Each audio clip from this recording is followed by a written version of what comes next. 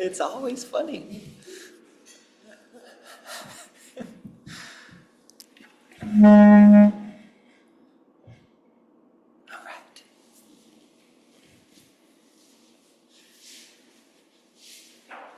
Okay. Good morning.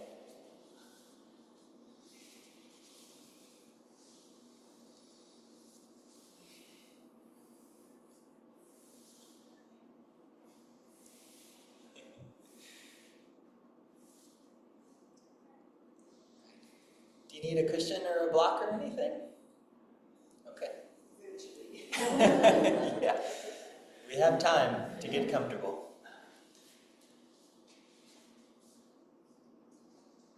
Right. So thanks everyone for being here. And whenever you're ready, we can just tuck our thumbs into our fingers, let our hands rest on our thighs.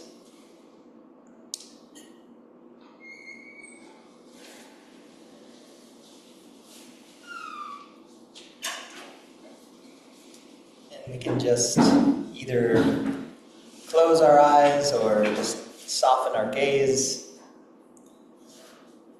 just so that we can bring our awareness and our intention a little more internal.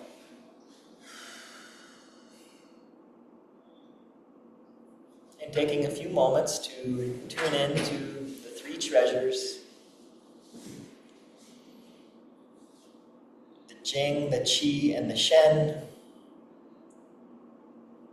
the alignment of our bodies,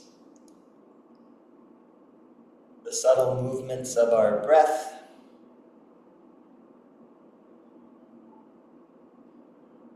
and the focus of our minds.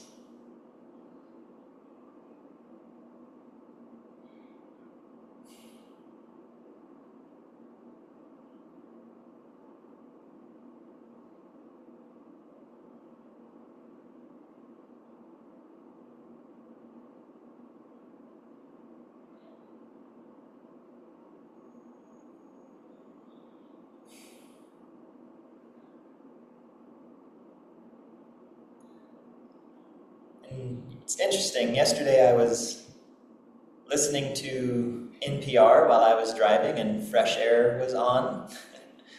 And the person being interviewed was sharing a story of when they were listening to Fresh Air.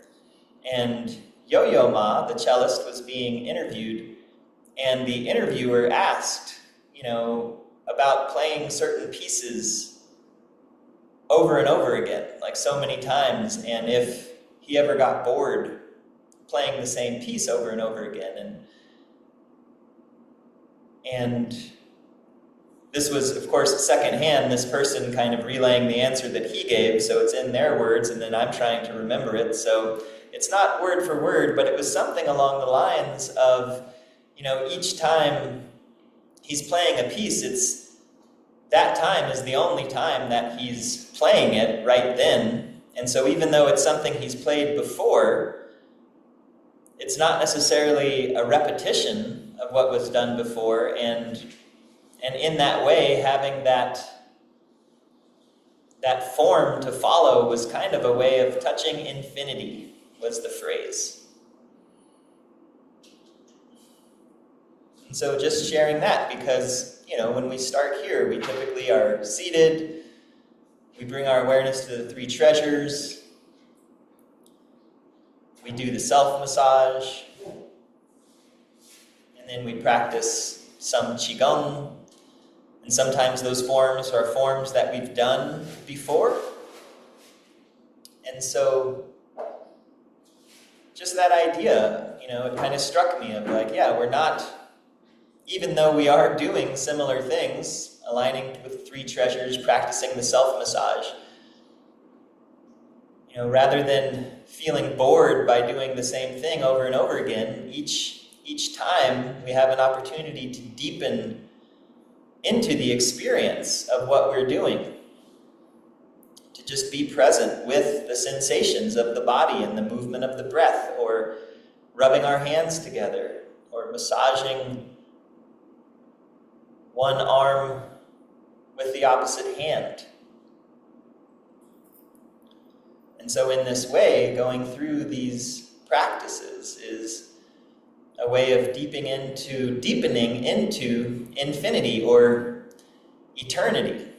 Like eternity not being a linear span of time, but just this eternal present moment, which is all there ever is, and becoming more deeply engaged or involved or whatever the word is with now.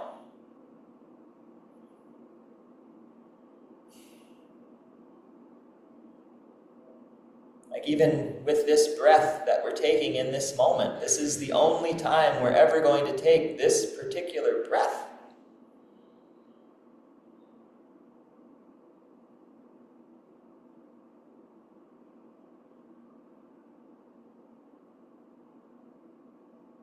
So can we honor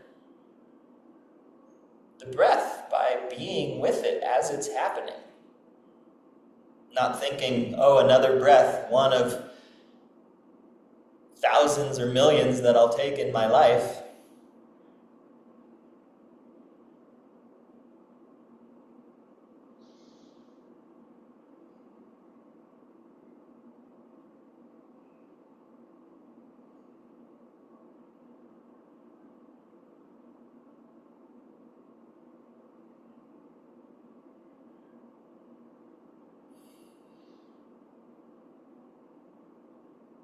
So attuning to the alignment of the body and the sensations of the body aligned within gravity. Tuning into the reality of a whole planet that we're sitting on. A living organism that's supporting all life as we know it, that is hurtling through space.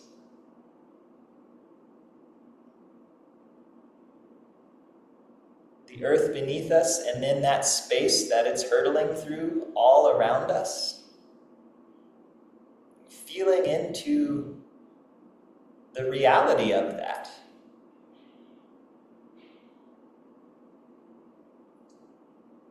That's what's happening right now.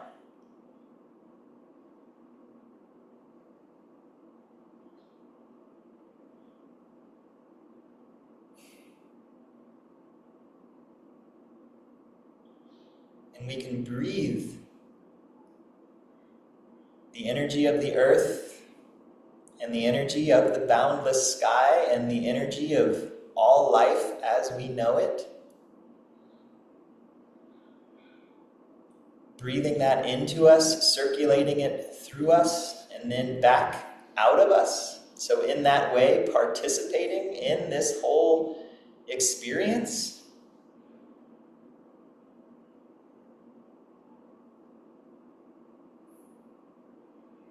And letting the reality of that experience, of all that is happening right now, be the focus of our minds.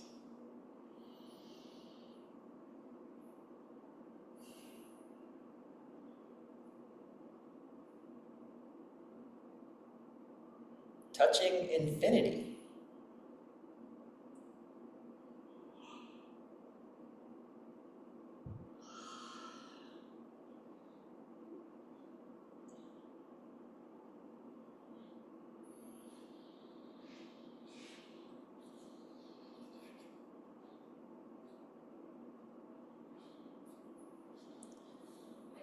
And as you're ready, we can bring our hands together, rubbing the palms together. We can rub our palms together many times, but each time is the only time that we're ever rubbing our palms together right now. It's like a nice paradox, like repetition is impossible because it's only happening once. But then we go through these repetitions of things to deepen into the experience of them. Like repetitions exist, but they don't.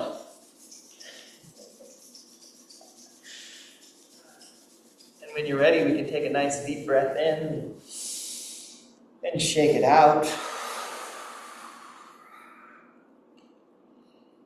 And then again, just rub the palms together, maybe massaging one hand with the other. Just feeling the sensation in your hands, moving out through your fingers. Feel the bones in your hands. Like, what do they feel like right now? And just notice, they don't need to be any other way than how they are. We just want to start with how they are. And then we can see what happens. And again, deep breath. Shake it out. Charge up the chi. And then we can bring our hands to our face and massage. Up and out.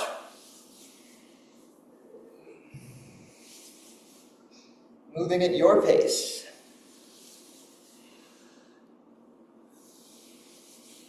And even though you may have massaged your face many times, you're doing it right now. And this time that you're doing it right now is the first time that you're doing it this time. And then it's done.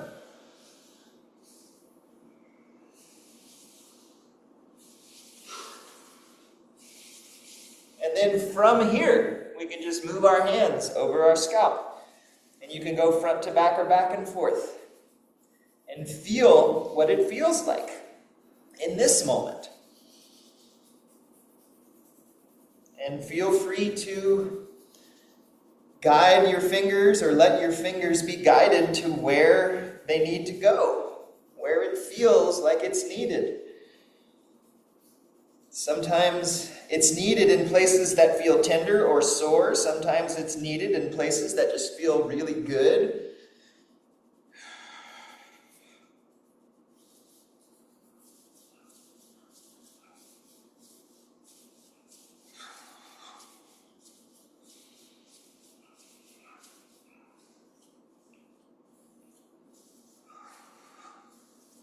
And as you're ready, you can bring your hands down the back of your neck, and then around the neck,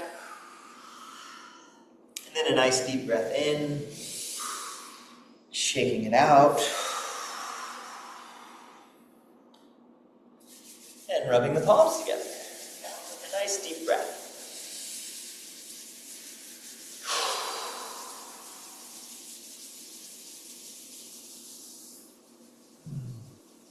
Take our hands and cup them over our eyes. Gentle pressure to the eye sockets.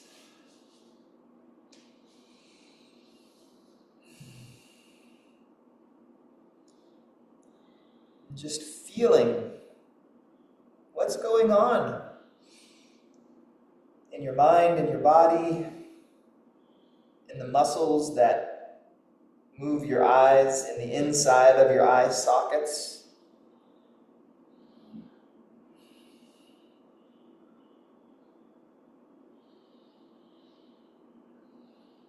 And a deep breath in, shaking it out, rubbing the palms together right now.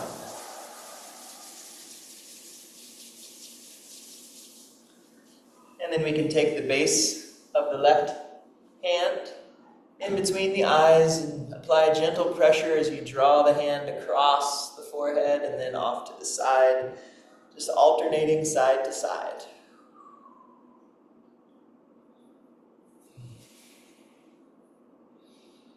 Feel what it feels like.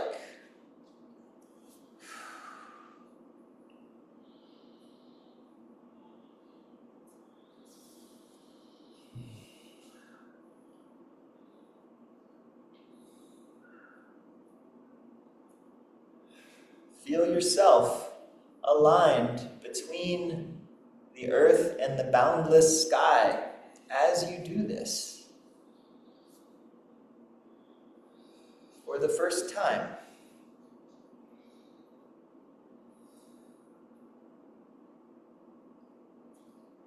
For the only time.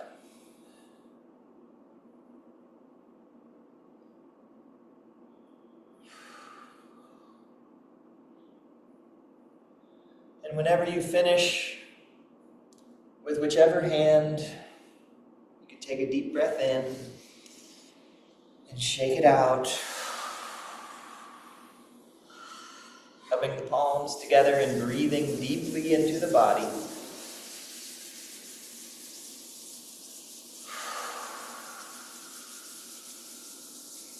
And then we'll take the edge of our thumbs on either side of our nose and massage from the base of the nose up to the bridge of the nose, in between the eyes and back and forth.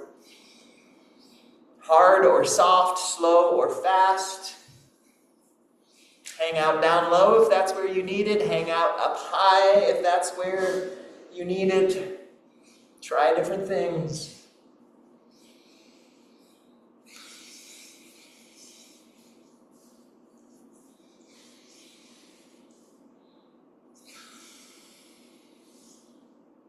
And a deep breath in and out.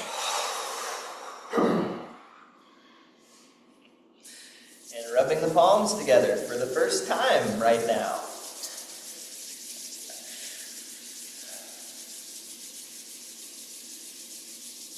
Noticing the sensation in the palms. Are they warm? Are they not? Feel what's now. And then we'll take the tips of our thumbs on either side of our mouth, and one hand below and one hand above, and draw back and forth.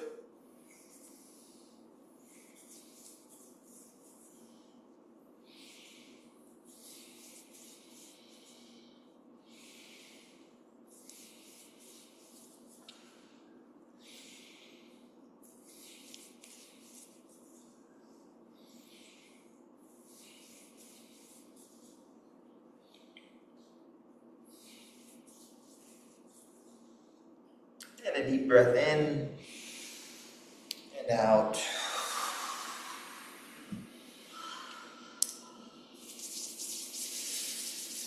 Breathing.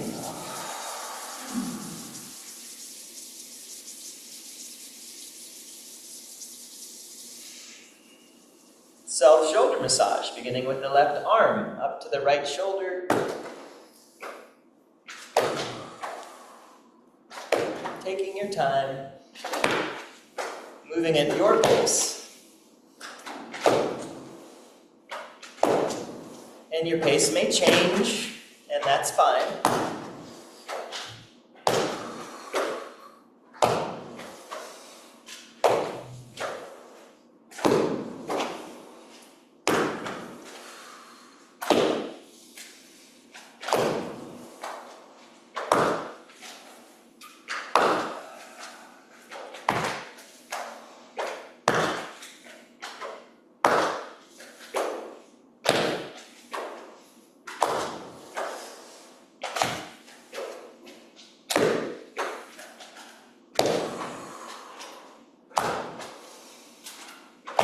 Do one more on each side.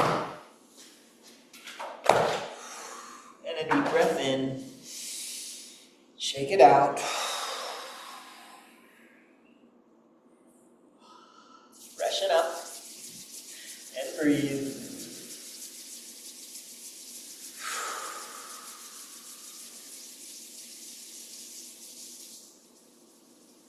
And let's open our chests. So we'll bring our right fingertips into a beak, find the bottom of the left collarbone, and slide out into the hollow space near the shoulder joint. Left fingertips into a beak, find the bottom of the right rib cage, and follow it down until you drop into a little notch. And then tap these two spots, and feel free to make small circles as you tap. The lower hand might be partially on the abdomen, partially on the ribs, kind of halfway. The upper hand, you can move around. It's definitely below the collarbone, but how far below the collarbone? It's something you can figure out.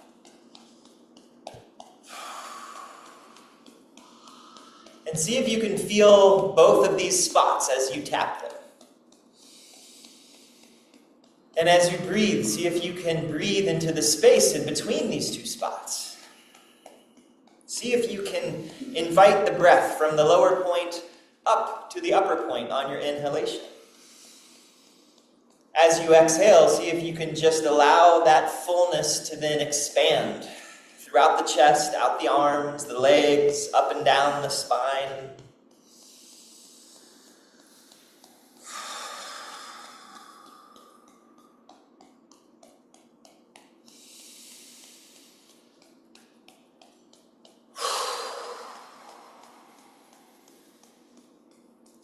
And as you're ready, you can then just switch to open palms and gently massage these 2 points.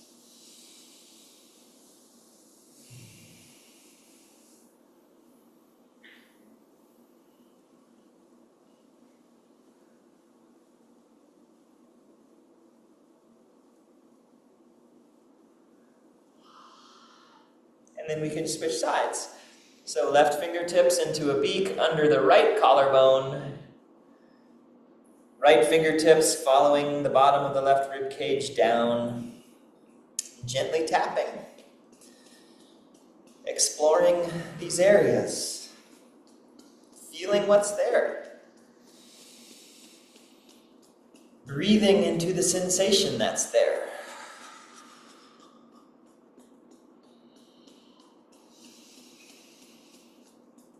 Filling the whole rib cage, all the way through from the front to the sides and the back. Filling the space in between these 2 points.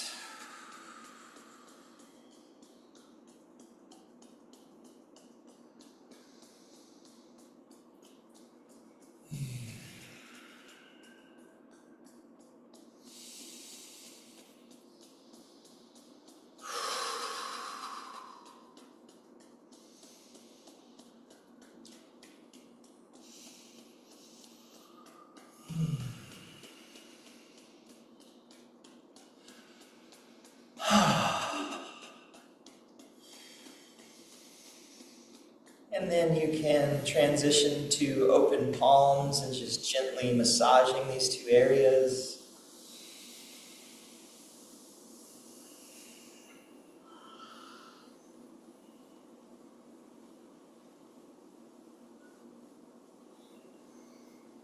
And a deep breath in and out.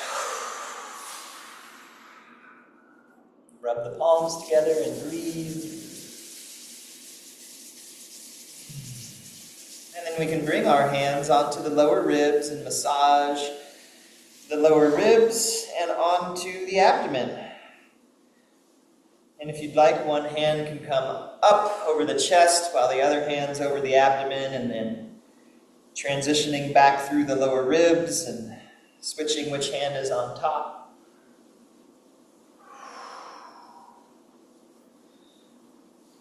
Just doing that as many times as you'd like, or just allowing the hands to go where it feels like they need to go.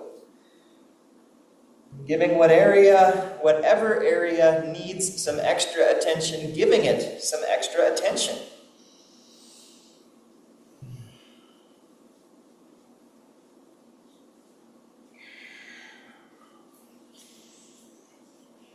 And when you're ready, your hands can come around your waist to your lower back, the area of your kidneys.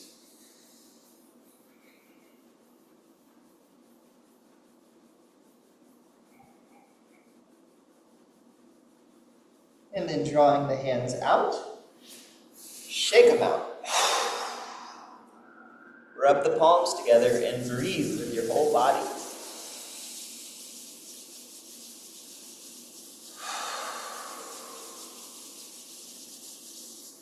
And let's massage our arms, beginning with the left arm, a little tap to the fingertips, up the outside and down the inside.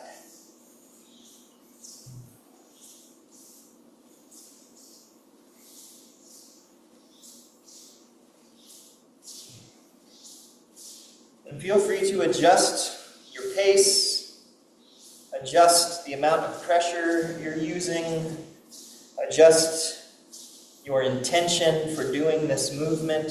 Try different things. See what happens.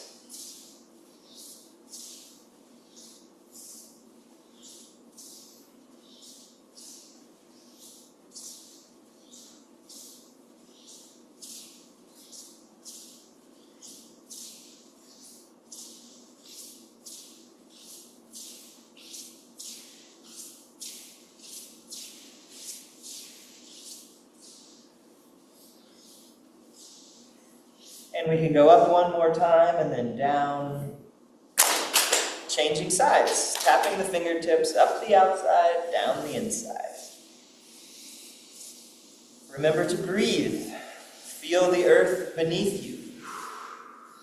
Feel the boundless sky all around you. Feel your body and the alignment of your body, your breath and the movement of your breath. Notice the focus of your mind, or just notice the space in and around your mind, in and around your awareness.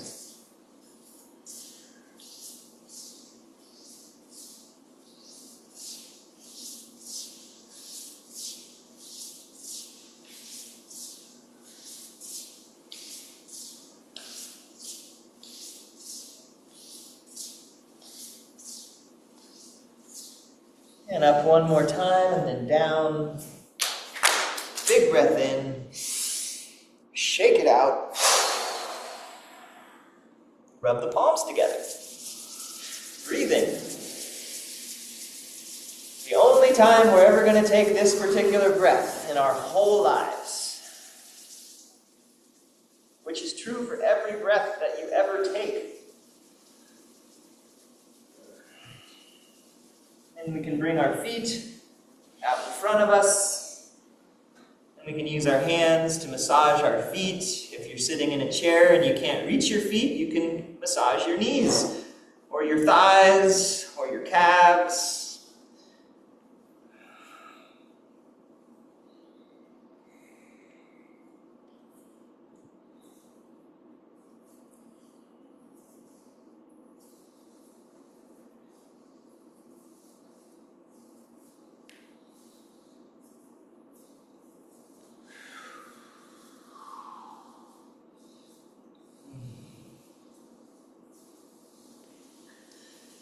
Massaging the tops and the bottoms of the feet, massaging the edge of the foot that's facing up towards you, or around the kneecap and the sides of the knee. Lots of little nooks and crannies and places to just explore with your fingers, with your awareness.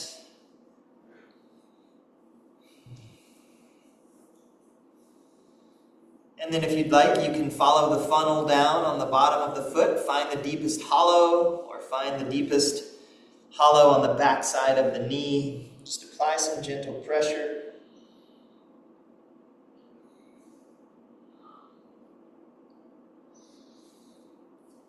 And then from here, we can move up the inside of the legs and around the hips and down the outside of the legs. Just moving at your pace. Whatever amount of pressure feels good.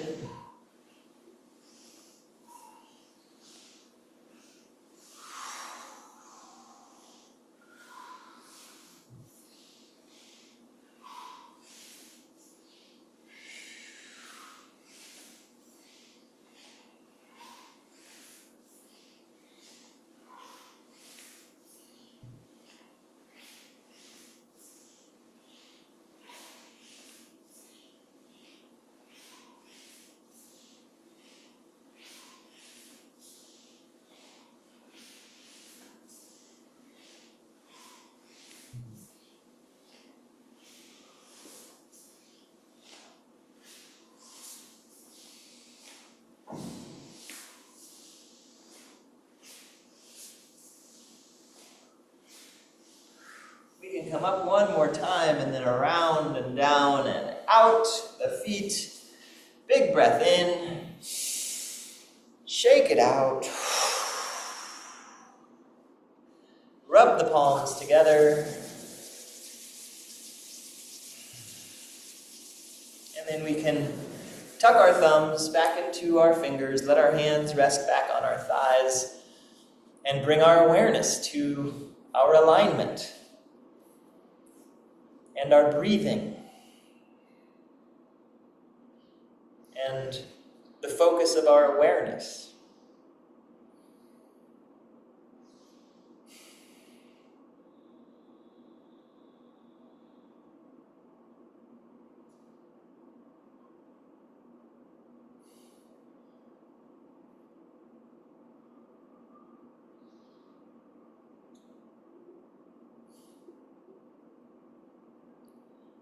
And then whenever you're ready, you can open your eyes a little wider.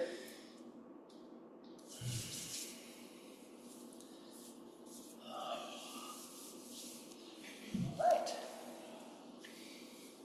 Great. Any questions about anything? All right.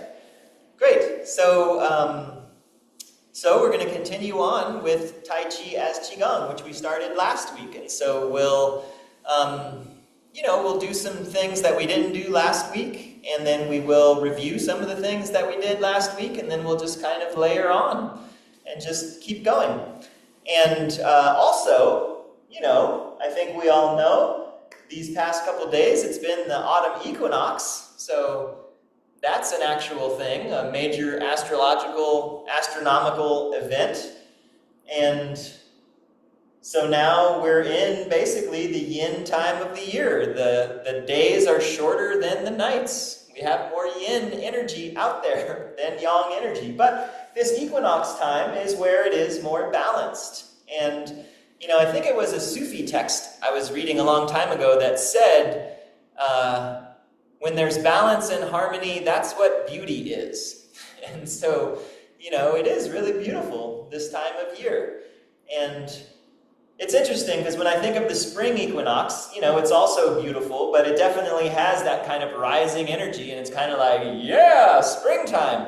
Whereas autumn definitely feels a little more still. It's like, instead of yang rising, we have the yang descending. Instead of like the youthful exuberance of like, let's go get it, it's almost like the wisdom of maturity of like, yeah, like this is nice, and there's something else, and there's also who knows what, but we can just kind of be there. So it's a very, I think, a very poignant time of year to just feel into. Very lovely. And again, we talked a lot already about autumn and the metal element, about things how metal relates to value. Because when we think about things that are metal in nature, like we think of things like, the big metals are like gold and silver and, diamonds and crystals, all of that is considered to be metal. And those are things that we as humans consider to have some kind of intrinsic value, right? We've always kind of based that off of like the gold standard and like, this gold is worth something. I can trade it for something else of value. There's this exchange that's going on, so we have the exchange of the breath through the lungs, which is the metal organ. And then there's this idea of as things are changing and as things are coming to a close and as things are very beautiful but fleeting, there's this idea of, yeah, what's really important, what really matters, what's really of value. And so this time of year, it gives us an opportunity to just get clear on those things. And then to be grateful for all of it, for the opportunity to even be able to discern what we consider to be valuable and things that we consider to maybe have less value. Or even consider what is the nature of value anyways. Like, what is that? Is everything valuable? Possibly. Is nothing valuable? I don't know. So these are things to think about, if you'd like to, this time of year. All right. Yeah. I think that's all I need. I've said a lot already, talking about touching infinity and yo-yo ma and doing, everything we're doing. It's the first time we're doing it. Well, maybe one more thing, especially in this context of Tai Chi, Tai Chi we've talked about. There are forms, many different forms of Tai Chi. And these are kind of like recipes. And it's funny, this person on NPR who was talking yesterday was a chef. And she was saying that she doesn't like recipes. Like, she thinks recipes are terrible. But she had just put out this book that was full of all these recipes.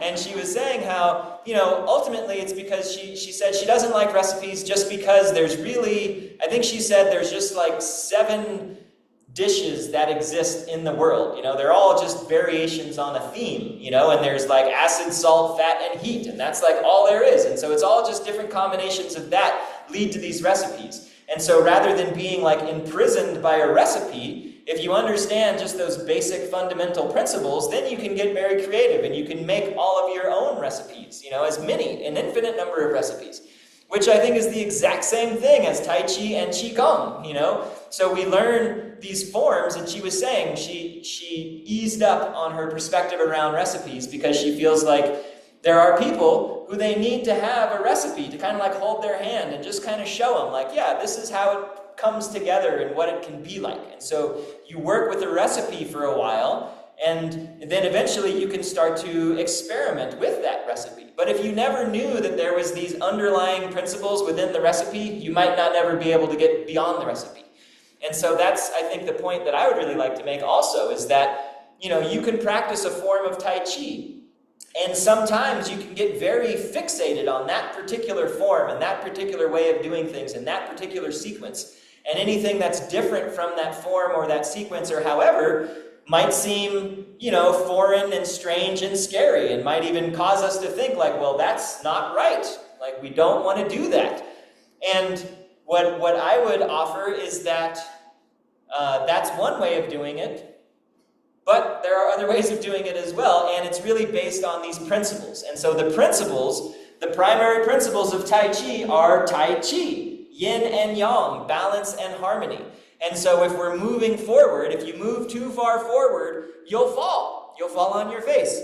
So as you're moving forward, there's this awareness of also moving backwards to maintain balance. And then that backwards movement, if you keep going back, you'll fall back. So naturally, you're going to want to bring the hands down, and then the upper body moves forward. So there's this constant balance that's happening. If you're moving from one side, you can only go so far before you're going to need to move back the other direction. It's just like the cycles of the seasons. If we just had summer all the time, then everything would get dried out and catch on fire and life would not happen. So, we want to have balance and harmony with things. Those are the principles that can be talked about in many different ways. Like, we talk about weight shift, and we talk about, moving from the center, and talking about going, 70% in one direction and leaving 30% in the other direction. There's a lot of ways to talk about it, but ultimately it all boils down to balance and harmony, yin and yang. That's it, And so all of these recipes that we're going to show, like these different movements, these different forms, are just ways of embodying and getting a sense of what that feels like. What does it feel like to go off balance? And what does it feel like to then find balance? What does it feel like to move without going off balance? To even, go in one direction, but then go in the opposite direction in a way that keeps it harmonious. That's what we're exploring. Those are the fundamental principles that we're engaging with. And whatever form that we're doing is always going to come back to that as its foundation. So that then, if you're practicing on your own and you're like, gosh, does my hand go this way? Is it this way? Is it that way? That becomes less important. That's like, well, am I using curry powder? Or is it just cinnamon? Or just turmeric by itself? It's like, is my hand this way or that way? But, is there balance and harmony in however you're doing it? That's the important part. So we can liberate ourselves from the recipes. So that was another whole lot of talking. I apologize. It happens. All right. But again, I just really want to make that point, because Tai Chi especially can be very recipe-oriented. And there are certain chefs that if you go off of their menu, that's not okay. And this is not this type of restaurant. Okay. So, if you'd like, we can stand up. And if you want, you can remain seated while we practice.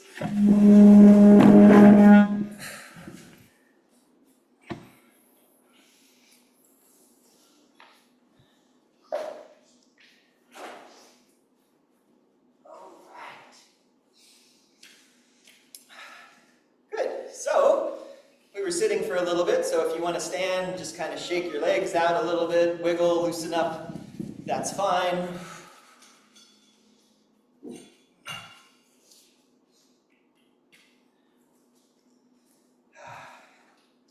Yeah, and One of my favorite Tai Chi teachers, his name is Chuanliang Ao Huang.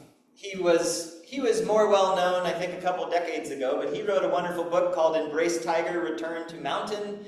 And he's also a professional, or was a professional dancer. And when he teaches Tai Chi, he's a very non-recipe Tai Chi practitioner. And he likes to say a lot of the times, like, you don't have to do what I'm doing, but you can kind of be inspired by what I'm doing. And he's also really big on just kind of getting down to, like, where did these movements originally come from? And just letting them be playful. And actually in China, they don't say that you are a Tai Chi practitioner or that you practice Tai Chi. They say that you play Tai Chi. You're a Tai Chi player. And so I think that's also a nice spirit to bring to this. It's just a spirit of play. So what I'd like to do is just kind of start with something that might be a little more playful. That's just kind of like, like children. Children do a movement like this. And we can do it together. So mirror side, window side. We'll start towards the mirrors. We can just swing our hands up and then just go to the other side. It's like there is no form to this. We're just swinging our arms. Like, as if you were a kid, just skipping along, like la-da-dee-da, playing. Just letting your arms swing, and it's like, oh, that's nice. Just swing. There's nothing to it. This is nothing. We're just swinging. But if you wanted to tune into it and think about it, it's like, and maybe slowing down the movement a little might help. Maybe if the arms don't go as high, that might be helpful, so that you can feel how the arms go one way and the weight shifts. And that opposite foot might come off the ground a little bit, or maybe just the heel comes up, where there's just a little weight shift. And again, you can start to, in your own way, just slow it down. And maybe take a little pause when you get to one side, and then let it come back the other way. Maybe the knees bend a little more as the hands come down. But again, this isn't like a form. This isn't even an exercise. This is just play. We're just feeling the body moving from side to side, breathing naturally. And then from this, we can begin to bring a little more formalism to it. So the next time we go towards the mirrors, let's just hold and kind of find ourselves here. So we've got our weight mostly in this leg, our arms are out to this side. And now slowly, just let the hands come across the body and feel how the weight comes into both feet. And then there's a shift as we go towards the other side. And then we can come back the other way. And so, from here, you can also start to explore that idea of balance and harmony. Like if we're going really far to where my foot is coming off the ground, I might even be a little off balance. And so how can I find a little more stability, a little more balance? I'm still extended, but I'm grounded. And then I can sink in and go back the other way. And again, if you want, you can keep reaching and extending and finding yourself wobbly and unstable so that you can then come back to stability. And maybe even both feet are rooted on the ground so that that opposite heel isn't even up off the ground. And you can bring it across. And this time, let's try to stay stable. Both feet can stay rooted. The weight shifts, but we're grounded through both legs. Just what does that feel like? Like what's going on there? And any adjustments that might need to be made. Do the toes need to turn out a little bit to accommodate the gentle rotation of the trunk?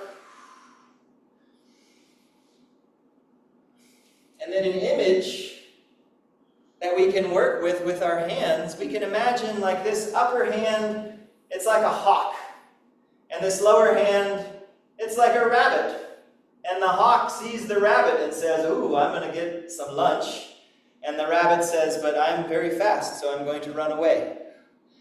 Until the rabbit, the tables have turned, the rabbit becomes the hawk. And now we go back the other direction. And so we're chasing, one hand is chasing the other, but never really getting there.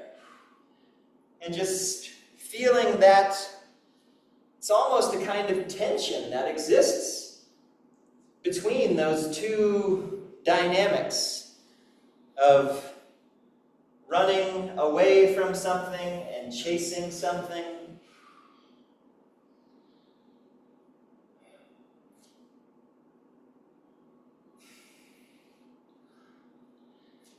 And again, just exploring this experience of moving the body. And I'm noticing in myself, even as I'm moving slower and there's this kind of tension between the running and the chasing, I can feel some tension building in my shoulders and in my arms. And so, can I relax? Can I shake that tension out a little bit? Can I find some softness in my joints?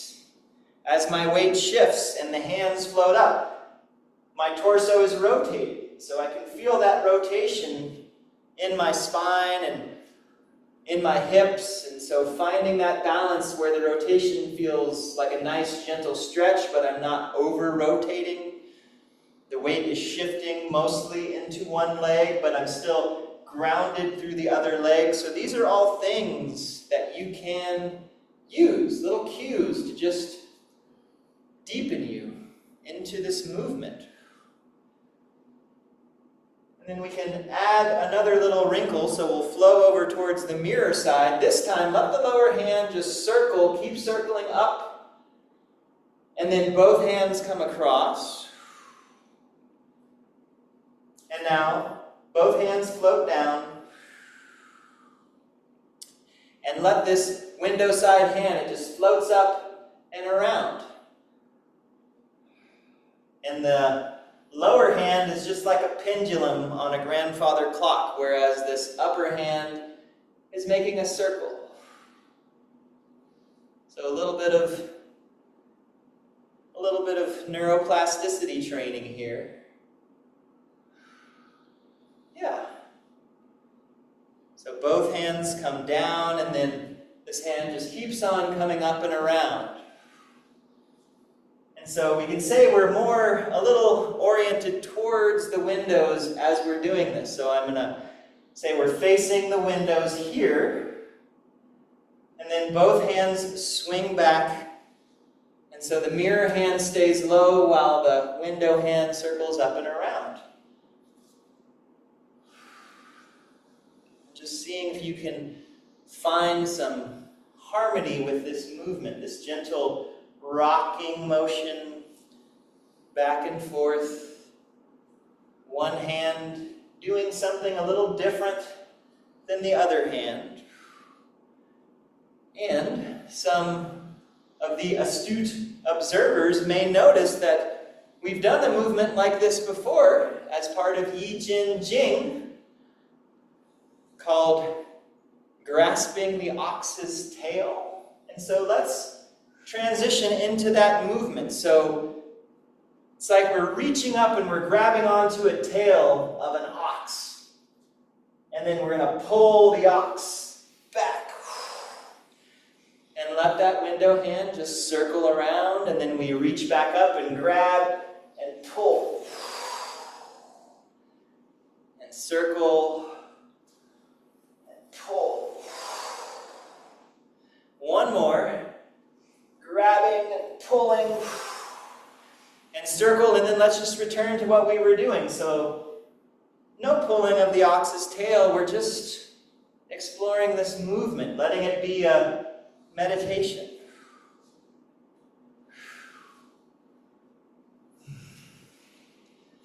And then this time we can now let go of the circle, so just over to the mirrors and then swaying back. So we're back to our hawk chasing a rabbit. Feeling movement from side to side. And let's balance out from side to side. So now we'll get more oriented towards the mirrors. So we go over towards the windows, and this lower hand comes up and circles towards the mirror. And then they both come back down, circling up. And I have a partially dislocated right shoulder, so when I do this circle, if it looks a little janky at times, that's what's happening. So you don't have to imitate the janky movement. Swaying back, letting that arm circle up and across.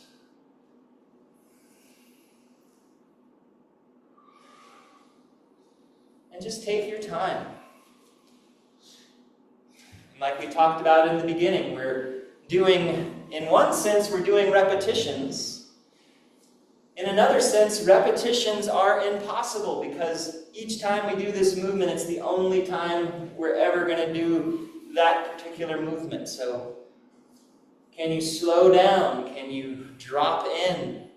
Can you deepen into this experience? Become more fully present, more fully embodied in this movement. Let's grasp the ox's tail. So both hands reach up and grab onto the tail and then pull it. And circle. Pull. Breathing in. Out. 2 more.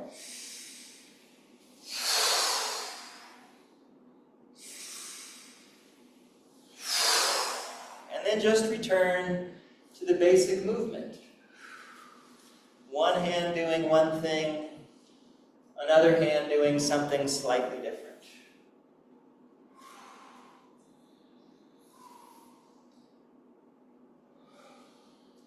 Notice your weight shift. Notice your extension in one direction and then the other. And then let's just sway. And get all the way somewhere before you go back the other way. Like we've talked about these past couple weeks, the importance of finishing something before you start the next thing. Like that's where Tai Chi can be very helpful. Qigong can be very helpful because, sometimes we're over here and then we're already on our way back before we even got all the way that way. Like what's going on? It's all sloppy and messy. So like, finish. And then transition. Feel what it feels like to just be complete and allow that completion to provide the momentum into the next thing. It can be quite nourishing. Then activity can nourish us as opposed to activity just leaving us feeling run ragged. And then if you'd like, we can just be small children, skipping down the sidewalk, getting ready to go to lunch. Lunch is always fun in school.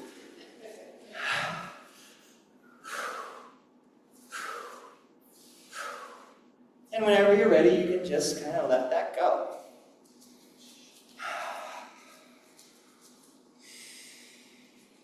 So, it can be that easy. Practicing Tai Chi can start just with a nothing. No movement, this is not even anything. And then just what does it feel like to just kind of dial it in a little bit. Make it a little more intentional.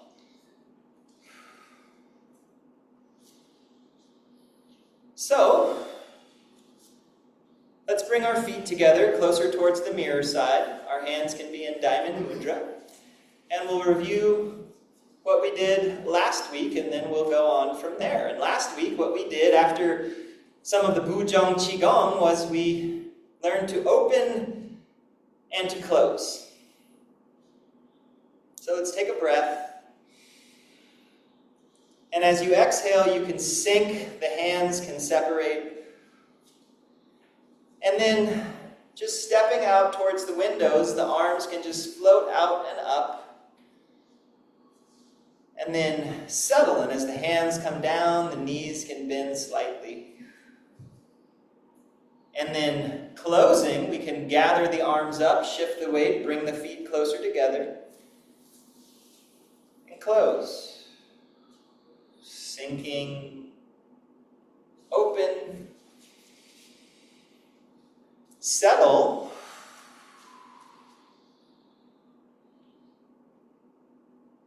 and then close. Qigong and Tai Chi, it does teach you patience. You know, because we want to get down before then we open out. And then we want to let the hands settle. You know, like Thich Nhat Hanh says, like the pulp of apple juice settling to the bottom of the glass. And then we can gather it up. And as we said last week, you know, there are certain recipes where when you step out to your toes. And you settle. And when you step in with your toes. And there are also recipes where when you step out, you land on your heel first, and then the toes. And when you close, you gather in, heel first, and then your toes. And so, this not being recipe specific, you can do it either way. The invitation is to just feel, notice, pay attention. Which way do you do it? Like, you might not even try to do it a particular way. Just notice. How does it happen when you're not thinking about it? Maybe it's the toes. Maybe it's the heel. Maybe it's like the whole foot just kind of comes down by itself. Whichever way it happens, do it that way. Do it on purpose that way. And then maybe explore doing it a different way. Just so that you don't get so, as this chef said, imprisoned by your recipe. Because ultimately, these practices are about freedom and liberation.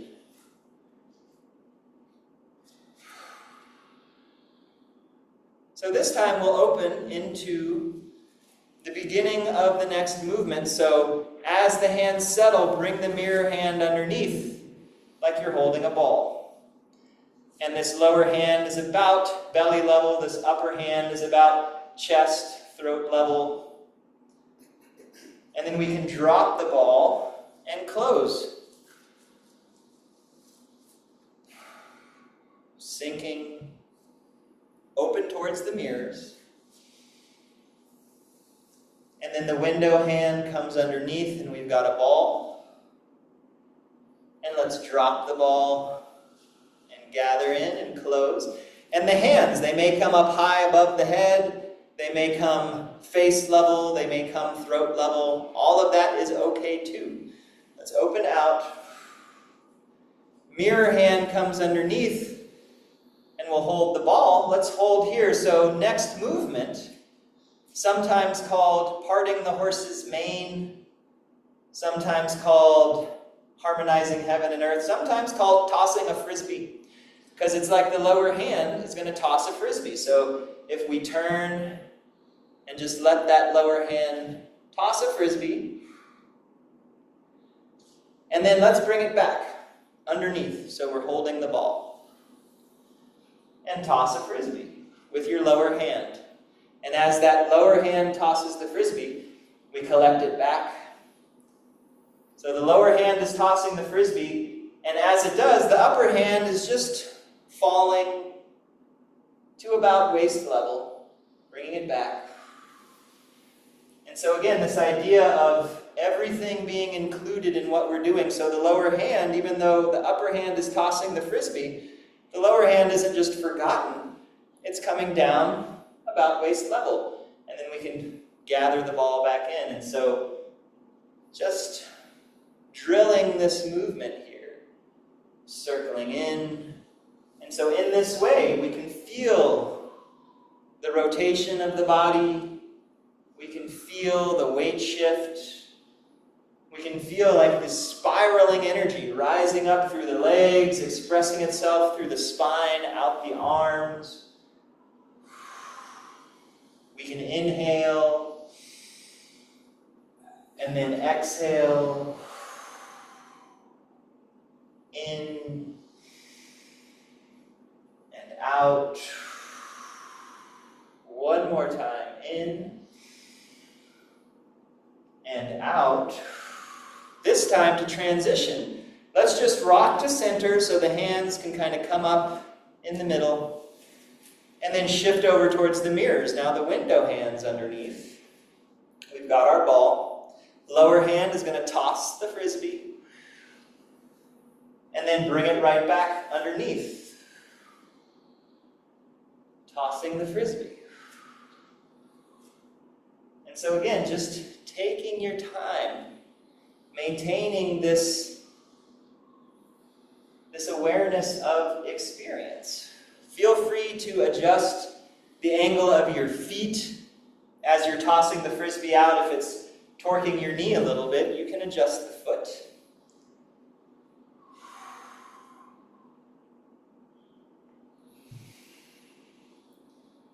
Just feel there's a weight shift, but we're not going too far in one direction. Staying grounded, winding back up, and then we can release.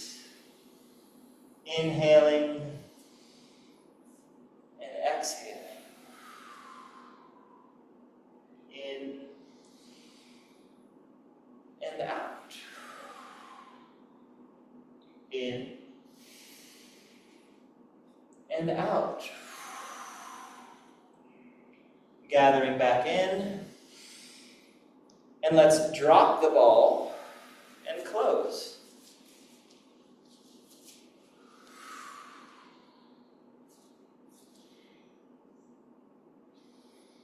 Good. So now I'd like to introduce some leg orientation. So as we continue to move through, the legs will always follow this pattern. Just about always. It's never always, but it's often just about always. And so if you'd like, you can have your hands over your lower dantian. We don't have to use our arms so much for this. And so we'll start, again, very simply, just shifting weight to one side, and then shifting weight towards the other side.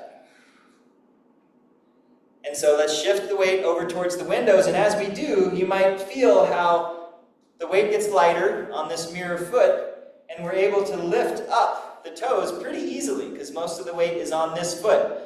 So we're never really moving a weighted leg. It's the unweighted leg that moves. And so we can lift the toes up, and we can turn out about 45 degrees, and then just shift the weight into that leg at that 45-degree angle. And then we can shift back, and those toes can come up, so that we can then orient them forward, and then shift your weight. And as you shift the weight to this leg, these toes can come up, and we can orient about 45 degrees, weight shift, rock back, the toes can come up, orient to face forward, and then shift the weight. Toes can come up, turn out, rotate, rock back, orient forward, weight shift.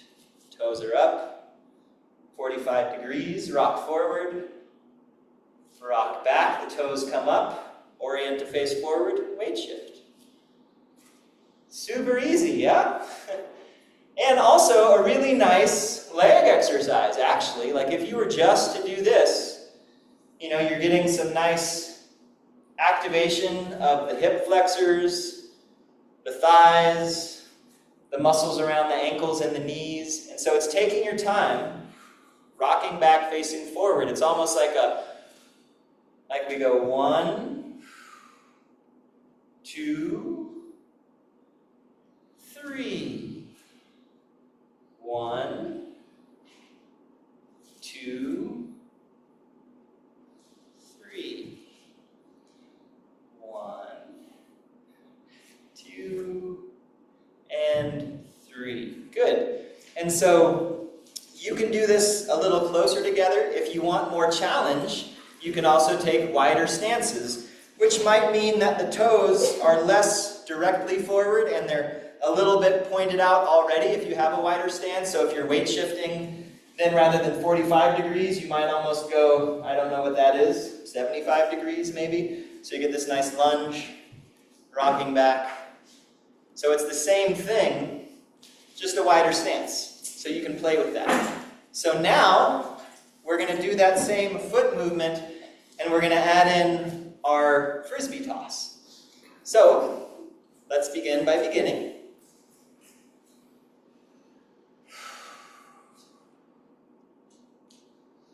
Take a breath in, and as you exhale, sink. The arms can separate, and then we'll open towards the windows. Gather your ball. Your toes, weight shift, so the toes can be up, will turn out about 45 degrees. Toss your frisbee. Rock forward. As you rock back, the hands just come to the center-ish.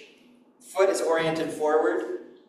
Window hand comes underneath. So now we're going side to side. So toes are up 45 degrees. Weight shift. 1. Rock back 2. Mirror hand picks up the ball. The toes can come up. 1. 2. Rock back, orient forward. 3. 1. 2, 3. 1, 2, 3. So we've got our weight on the mirror side. Window hand is underneath.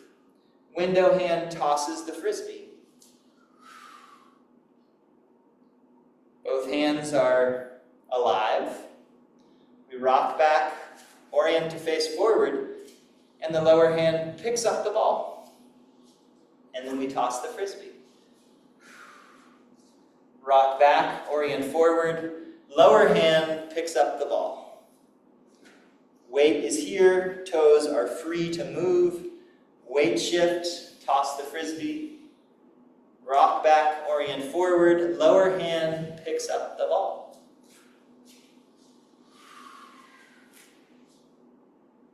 In. Take a breath. Exhale. And then we have a long, slow inhalation that gets us back to here. And then exhale. Inhaling as we rock back and pick up the ball. Exhale. In, out. Rock back, gather, toss the frisbee. Rock back, gather, toss the frisbee. Rock, gather, toss. Rock, gather, toss. Rock, gather, toss. One more time, we'll rock back and gather, and then let's just drop the ball and close.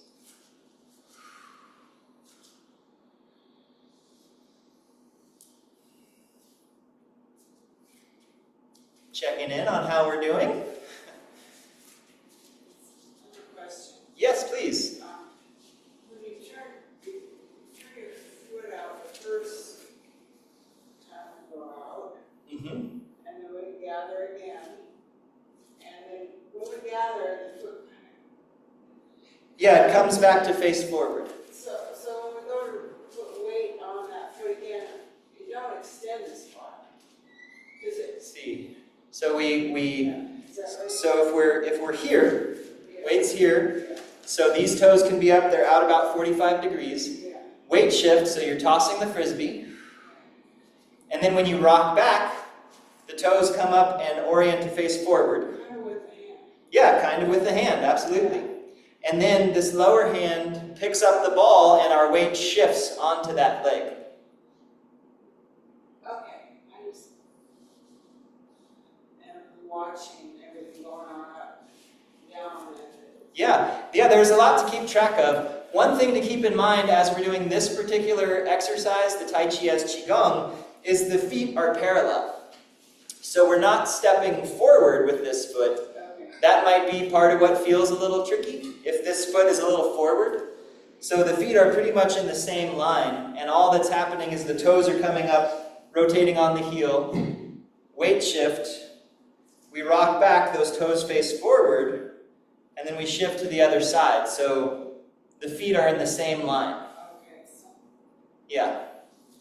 And that's where if it ever feels a little like uncomfortable on the knees, like you're torquing the knees at all, you can always, rather than coming all the way back to straight forward with the foot, you can keep the foot angled out slightly if that feels easier on the knees.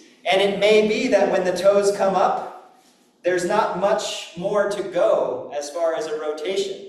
If you're already oriented at about a 45-degree angle, you might just lift your toes up and then roll through your foot and then rock back and shift to the other side, and the foot and the heel doesn't really move very much. That is okay. Yeah. So, you know, there's this rule of thumb that I really like, that if you're noticing your knees, pay more attention to your feet. That's the key. Whether that's the angle that your feet are oriented at, or it may be that rather than moving from your feet and your ankles, you're trying to move from your knees. And the only thing the knee does is this, right? It's a hinge joint. And so it's the ankles and it's the hips, that's where we get our rotations in. You know, and so even if my feet are faced directly forward, I can still rotate because my hips are rotating. I'm rolling out on the outer edges of my feet, so I'm moving in my ankle, I'm moving in my hip, and all my knee is doing is just bending a little bit, just because that's what it does. So again, if you're feeling your knees torque, pay more attention to your feet, how they're making contact with the ground. Are you moving from your feet? Any other questions? Okay, so now let's find our way into this next movement in kind of how we kind of found our way into movements like this. So this one, I like to think of it as almost like swimming, like you're doing the crawl, the Australian crawl, or the freestyle stroke. So let's start with, we have our mirror hand, we have our window hand. So the mirror hand, let's just come back, and it's like we're taking a stroke with that hand. And as we're swimming forward, the other hand's going to come back, and we're just swimming. So, you know, this is like a dance move, isn't it? Kind of. From some point in time. And then as this hand's coming forward, allow it to come across your body. So it's almost like, you know, the mirror hand is coming to the window shoulder, and you're swimming across the body that way. And then, maybe even come further across the body.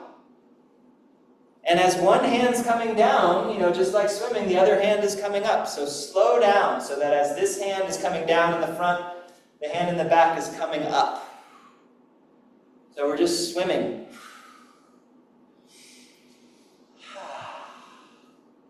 Coming across the body. Now come, you know, all the way towards the mirrors with this hand. And all the way towards the windows with this hand. So now it's almost like we're swimming sideways, not forward. And each hand is taking us in a different direction. And now, rather than this back hand coming back behind us and up and over, let's keep it more out to the sides. So we come out to the side, and this hand comes up from the side.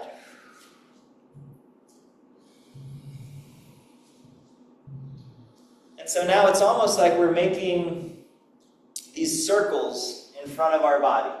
So coming up and across. It's like a big circle.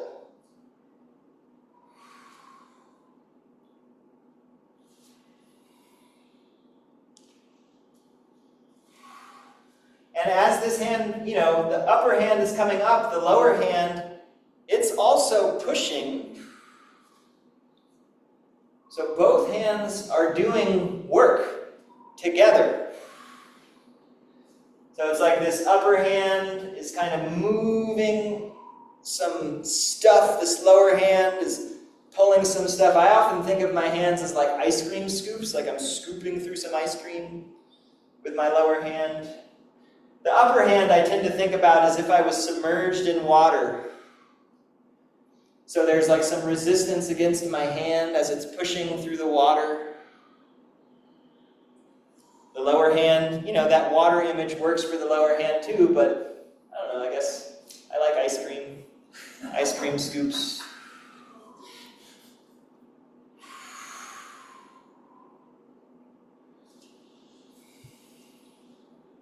So this time, as we come towards the mirrors, we'll get to about here, and then let's stop. So we have our lower hand is about hip level, pushing.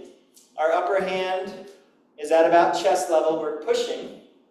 And then here, let's just pick up the ball. And now we're going to, with the lower hand, we'll drop the ball. So the upper hand falls down, and now we're just back to the movement we were just doing, coming across.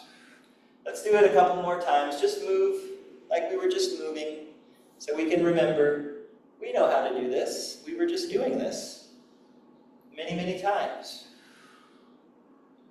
So this time, as we come towards the mirrors, the windows, we'll stop here, pick up the ball, and then drop the ball, and just move across the body, and then pick up the ball, and drop the ball, and move across the body. Yeah. Picking up the ball, lower hand drops the ball and floats out, coming across the body, pick up the ball, drop the ball. Stopping, let's pick up the ball. So our weight is on the window side, which means mirror toes can come up. And let's drop the ball and then shift the weight. And as we rock back, let's pick up the ball. Orient. Weight shift as we drop the ball. And weight shift. Rocking forward, rock back, gather up the ball, drop the ball, weight shift. Gather up the ball, weight shift, and drop the ball. So it's a slightly different rhythm than tossing the frisbee. Gather, weight shift as we drop the ball. We have a nice fluid movement. Rock back, pick up the ball, weight shift. So you see we're going back and forth with our weight a little bit here. Weight shift, weight shift, weight shift, rock back, weight shift, drop the ball, weight shift, and then across the body. Gather, weight shift, drop. Across the body. Pick up the ball, weight shift, drop the ball. Gather, weight shift, drop, and push. Rock back, pick up the ball, drop the ball. Let's close towards the mirrors.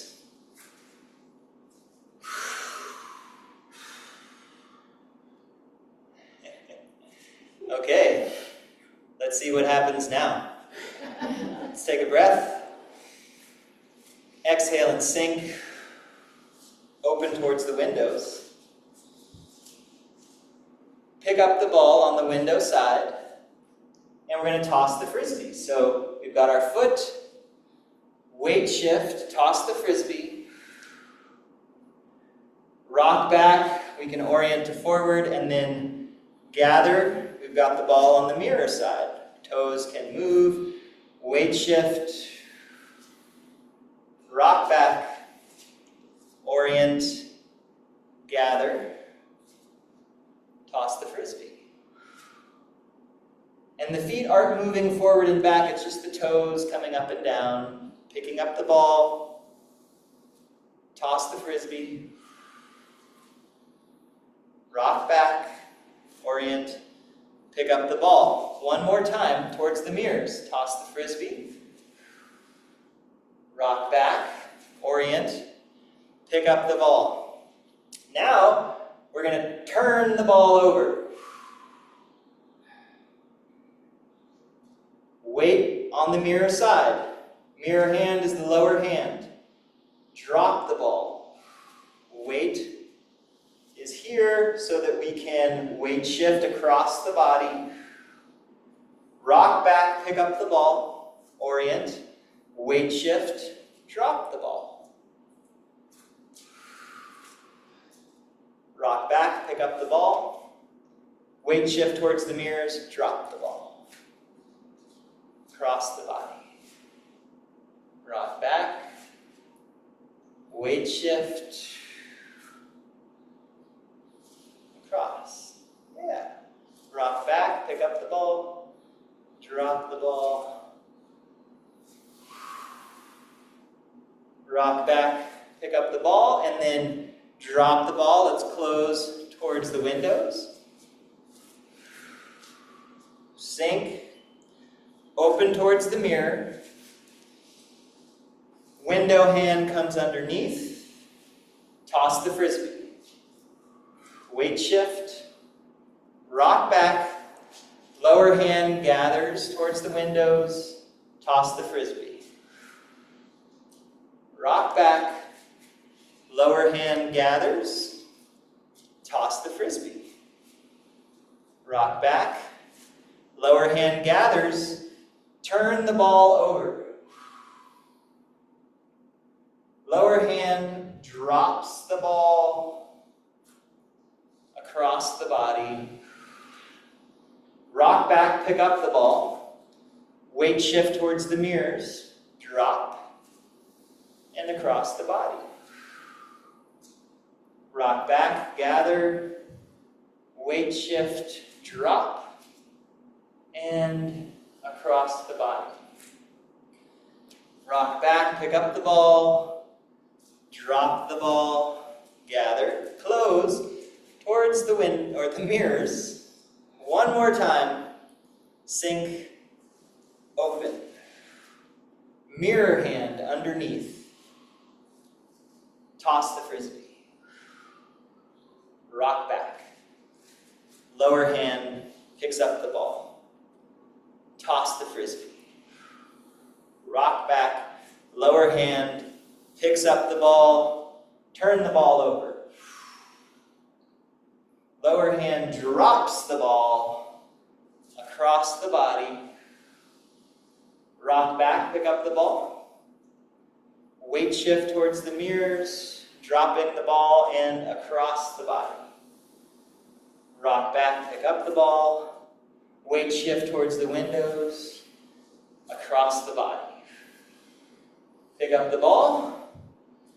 Drop the ball. We'll gather towards the mirrors one more time. And down.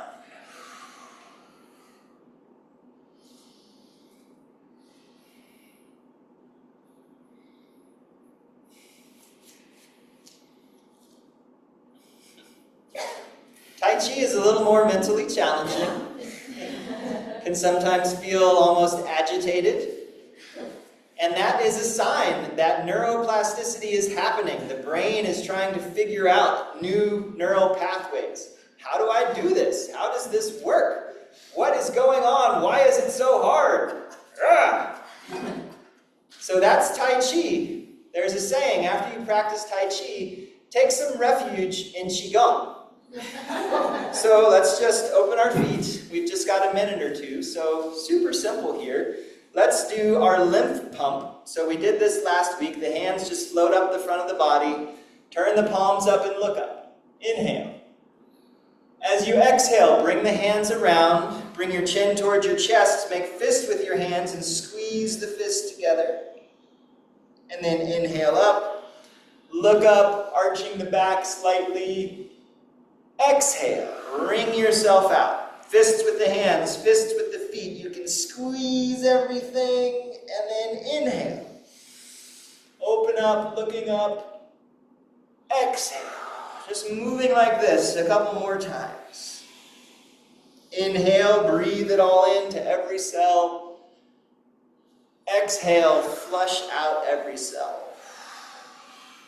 2 more.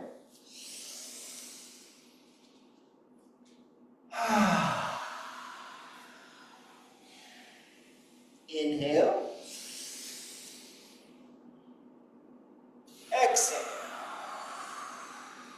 This time we'll just inhale, the hands can float up. And exhale, the hands down. Palms forward, inhale, the hands can float out and up. Exhale, send the hands back, hips hinge, spine is long. 2 more like this. In and out. In and out. And then just flowing up and down.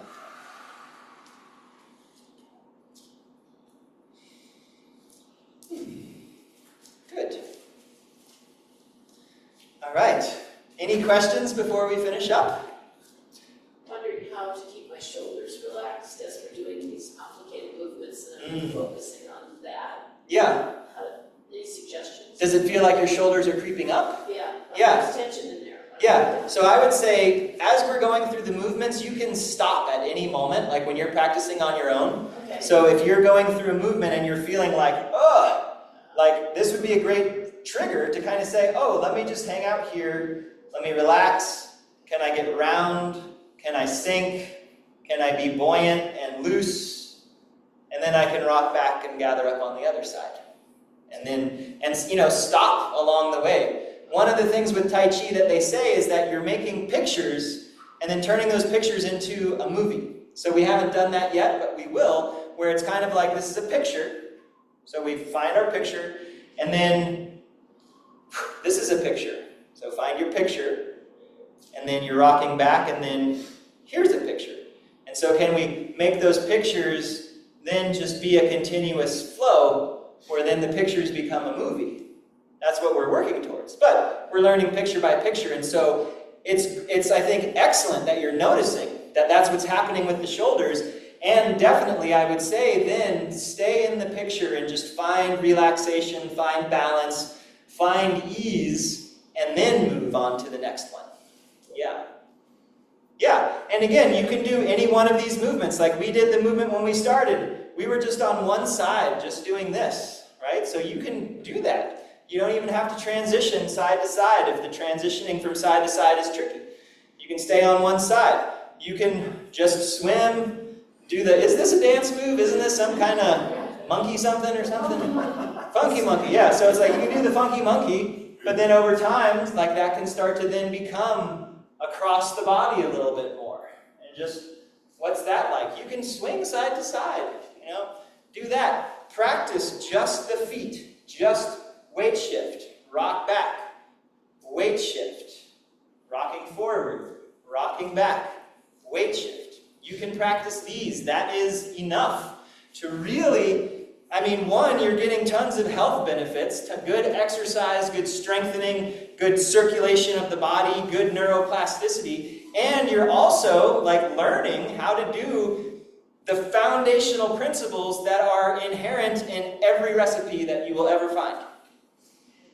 Okay, so, sorry we ran over a little bit. Let's just finish by rubbing our hands together and rubbing our faces up and down a couple times.